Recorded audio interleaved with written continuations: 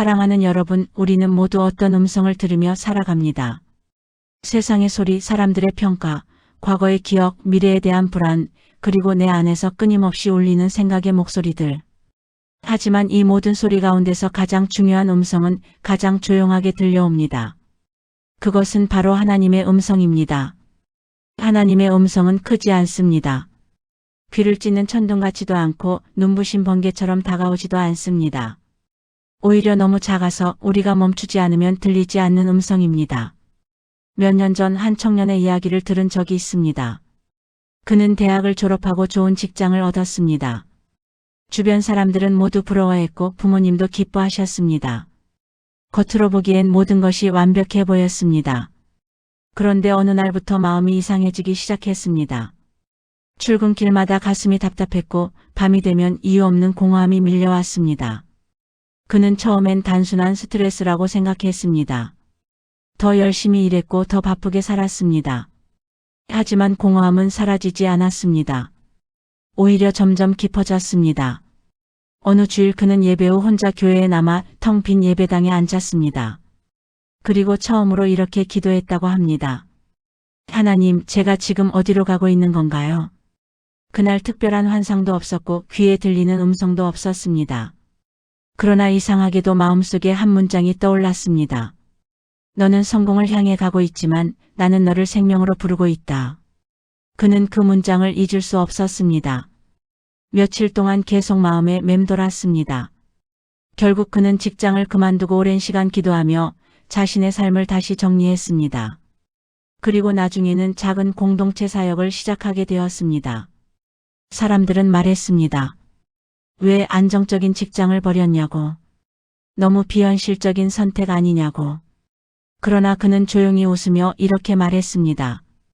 그때 하나님의 음성을 들었어요. 그리고 그 음성에 순종하지 않으면 평생 후회할 것 같았어요.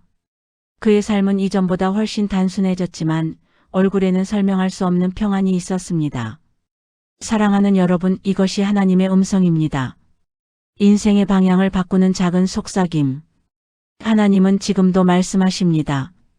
다만 우리가 너무 바빠서, 너무 시끄러워서, 너무 자기 생각에 가득 차 있어서 듣지 못할 뿐입니다. 또 다른 이야기를 나누고 싶습니다. 한 중년 여성의 간증입니다. 그녀는 결혼 생활 내내 남편의 무관심과 언어폭력 속에서 살았습니다. 마음속에는 분노와 원망이 쌓여갔고 어느 순간부터는 남편을 인간으로 보지 않게 되었다고 말했습니다. 집안은 늘 차가웠고 아이들 앞에서도 웃음이 사라졌습니다. 어느 날 새벽 그녀는 더 이상 견딜 수 없어 울면서 기도했습니다. 하나님, 저는 더 이상 사랑할 힘이 없어요. 제 마음은 이미 다 말라버렸어요. 그날도 특별한 일이 일어난 것은 아니었습니다. 그러나 성경을 펼쳤을 때 한 구절이 눈에 들어왔습니다. 너희 원수를 사랑하라. 그녀는 성경을 덮고 화가 났다고 합니다. 하나님, 이건 말이 안 됩니다. 그런데 그 순간 마음 깊은 곳에서 아주 조용한 음성이 들려왔습니다. 너 혼자서 하라는 말이 아니다. 내가 너와 함께 하겠다. 그 말에 그녀는 한참을 울었습니다. 그리고 처음으로 남편을 위해 기도하기 시작했습니다. 감정은 전혀 따라오지 않았지만 순종으로 기도를 시작했습니다. 몇 달이 지나도 상황은 크게 변하지 않았습니다. 그러나 그녀의 마음이 변하기 시작했습니다. 예전처럼 쉽게 폭발하지 않았고 남편의 말 뒤에 숨은 상처가 보이기 시작했습니다. 그리고 어느 날 남편이 술에 취해 집에 들어와 울면서 말했습니다.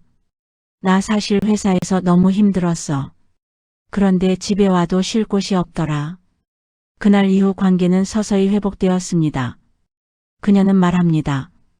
하나님의 음성은 남편을 바꾼 게 아니라 먼저 저를 바꾸셨어요. 사랑하는 여러분, 하나님의 음성은 상황을 즉시 바꾸지 않을 때도 많습니다. 대신 우리의 마음을 먼저 만지십니다. 그리고 그 변화가 결국 세상을 바꿉니다. 또 한 가지 간증이 있습니다. 한 청소년의 이야기입니다. 학교에서 늘 왕따를 당하던 아이였습니다. 점심시간마다 혼자였고 쉬는 시간마다 화장실에 숨어 있었습니다.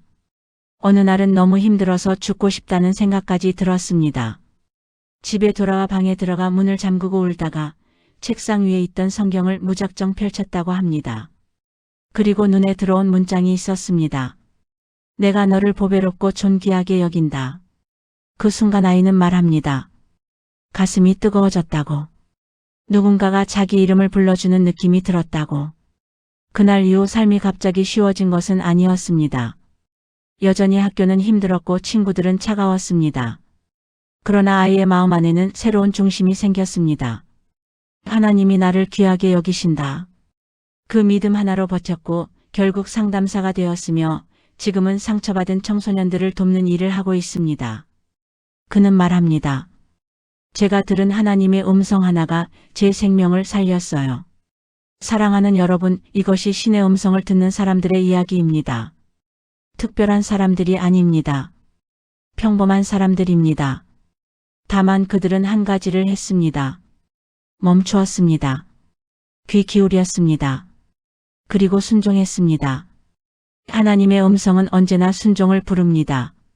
때로는 불편한 방향으로, 때로는 이해되지 않는 길로 우리를 이끄십니다. 그러나 그 음성 끝에는 반드시 생명이 있습니다. 중요한 것은 이것입니다. 하나님의 음성은 우리의 욕망을 만족시키기 위해 존재하지 않습니다. 하나님의 음성은 우리를 변화시키기 위해 존재합니다.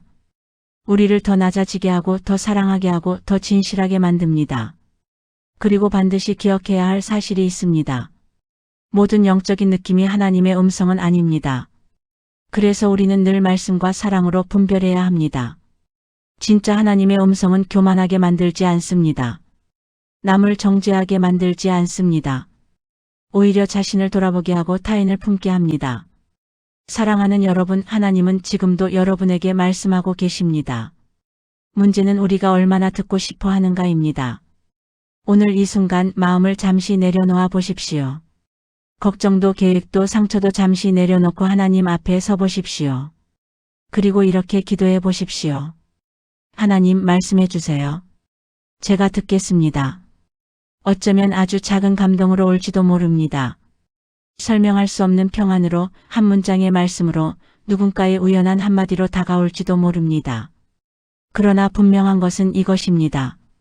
하나님의 음성을 듣는 사람은 길을 잃지 않습니다. 흔들릴 수는 있어도 무너지지 않습니다. 넘어질 수는 있어도 다시 일어납니다. 왜냐하면 그들의 삶에는 나침반이 있기 때문입니다. 그리고 언젠가 우리 모두는 이렇게 고백하게 될 것입니다.